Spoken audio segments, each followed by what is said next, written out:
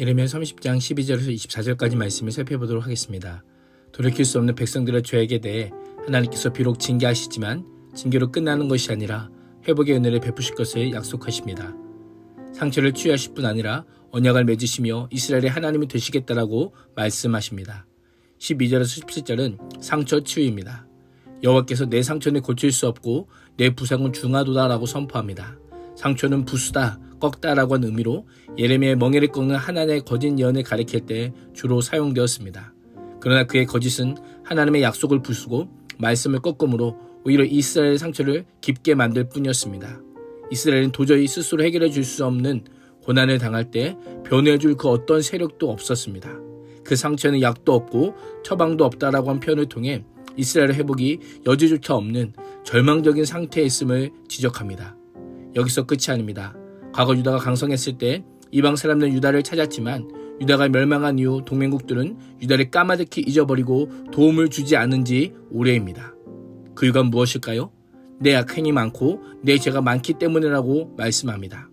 이스라엘은 무지한 자들을 죽이고 연약한 자들을 착취하고 공의와 정의를 내버리고 온갖 사악한 자를 저질렀습니다.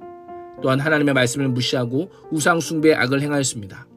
얼마나 사악한 죄악을 저질렀는지 하나님께서는 그 실체를 지적하시며 내가 바벨론에 들어 잔인한 징계를 내리시겠다라고 말씀합니다. 16절 이후에는 하나님께서 이스라엘을 구원하실 것임을 선언합니다. 이제는 너를 삼켰던 사람들도 모두 삼킴을 당하고 원수들이 모두 포로로 잡혀갈 것이고 너를 약탈한 자들이 약탈을 당하며 너를 탈취한 모든 사람이 탈취를 당하게 하겠다라고 말씀합니다. 이스라엘을 징계하는 도구로 사용하신 자들이 하나님에 의해 철저히 심판을 당하게 하시겠다라고 말씀하시며 이스라엘에게 해를 가했던 자들은 한 사람도 예외 없이 모두 여호와의 심판이 대상이 될 것임을 선포합니다. 비록 이방인들이 너를 보고 시온은 쫓겨난 자요 찾아오는 사람이 아무도 없다 할지라도 내가 내 상처로부터 새살을 돋아나게 하여 너를 고쳐주리라고 말씀합니다. 하나님께서는 내가라고 하는 표현을 사용하여 이스라엘의 상처를 치료할 양은 여호와요 이스라엘 상처를 치료할 약을 이방에서 구하는 것은 헛되고 어리석은 일임을 분명하게 지적합니다. 하나님은 이스라엘을 징계하시지만 버리지 않으십니다. 이방인의 눈에는 버려진 것처럼 보여도 하나님께서는 가볍고 비참한 시온의 운명을 바꾸시고 치료를 약속해 주십니다. 혹시 내 상처에는 약도 없고 처방도 없다라고 생각하는 분이 계십니까? 하나님의 은혜를 구하십시오. 하나님께서 은혜의 쌀을 새 쌀을 돋게 하셔서 그 어떤 상처도 아물게 하실 것입니다. 18절에서 24절은 언약 체결입니다. 18절에 다시 한번 여호와께서 말씀하시니라 라고 하는 표현을 통해 이스라엘을 치료하는 방식을 알려줍니다. 하나님께서 계획하시는 이스라엘의 회복은 단순히 포로에서 돌아오는 것이 아니라 평안하게 거할 수 있도록 폐허가 된 언덕에서 다시 성읍을 세우고 궁궐도 공정한 법에 근거하여 다시 제자리에 서겠다라고 약속합니다. 그러면 이스라엘로부터 감사의 노래가 터져나오고 기쁨의 목소리가 예루살렘 성 밖으로 널리 울려 퍼질 것이라고 말씀합니다. 하나님의 은혜에 대한 감사와 기쁨이 귀환한 백성들에게만 머물지 않고 외부의 사람들까지도 그것을 경험함으로 여호와의 은혜를 찬양하게 될 것입니다. 19절 하반절은 여호와를 주어로 하여 내가 그들을 번성하게 하리니 내가 그들을 존귀하게 하리니 라고 선포합니다. 과거에는 대적과 주변 나라들에게 멸시를 당했던 자들이 이제는 그들에게 존중을 받게 될 것이고 언약을 지키는 자에게 주시는 복이 무엇인지 알게 하겠다라고 말씀합니다. 영적인 측면에서는 여호와 앞에 조금의 흔들림도 없이 견고하게 설 것이요 이스라엘을 억압하는 모든 사람을 내가 벌하겠다라고 약속합니다.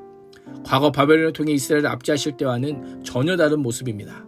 기한 후에는 누군가 너희 압제할 경우 적극적으로 보호하겠다라고 약속합니다. 이스라엘을 보호하신 하나님께서 오늘 하나님의 자녀가 된 우리들을 보호합니다. 요한일서 5장 18절 하반절은 하나님께로부터 나신 자가 그를 지키심에 악한 자가 그를 만지지도 못하느니라 라고 말씀합니다.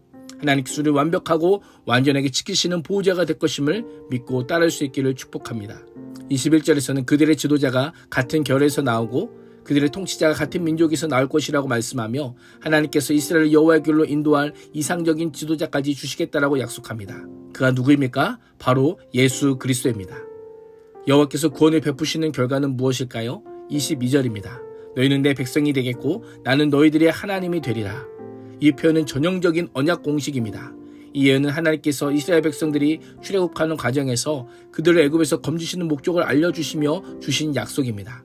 이 약속을 바벨론 포로 귀환 이후 이스라엘과 유다 백성들에게 다시 주신다는 것은 포로 귀환이 출애굽과 같은 맥락에 있음을 알려주고 있습니다. 또 다른 하나는 포로기 이전에는 멸망을 통해 그들이 이미 하나님의 백성으로서의 지위를 상실했음을 알려줍니다. 그러나 하나님께서는 다시 한번 그들을 이스라엘과 유다 백성으로 삼으시고 그들로부터 참된 경배를 받으시기 원하십니다.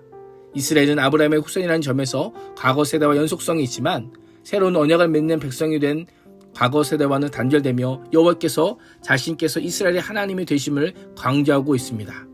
23절과 24절에서 하나님께서는 보라 여호와의 노염이 일어나 폭풍과 해오리 바람처럼 악인의 머리 위에서 해오를 칠 것이라고 언급하며 주님께서는 악인들의 마음에 작정하신 대로 반드시 심판할 것이며 악인들은 그날 하나님의 말씀이 얼마나 진실한지를 분명히 깨닫게 되릴 것을 말씀합니다.